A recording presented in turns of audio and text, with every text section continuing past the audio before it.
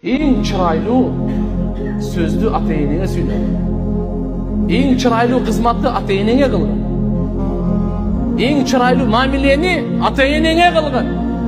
Eң чырайлуу тамакты, эң чырайлуу кийимди ата-энеңе кийин, анан сен коногуңа, кийин анан досуңа, кийин анан шефиңе, кийин анан башка бирөөңө, классташыңа, курсташыңа. Биринчи ата-эне. Биз азыр кандай? Досуң деп ата-энесин наразы кылгандар, шефим деп ата-энесин наразы кылгандар, классташым деп, аялым, катыным деп ата-энесин наразы кылгандар. Шарият болбойт бул. Сиз ким төрөдү эле? Ким чоңойт эле? Сиз каяктан келдиңиз өзү? Бир ойлонуп койбойсузбу кичине? Көп эмес, бир аз эле оюңуздан жүргүзүп койсоңуз. Ата-эне капыр болсо дагы, Куранда Алла Таала айтат, капыр болсо дагы ата-энеңе жакшылык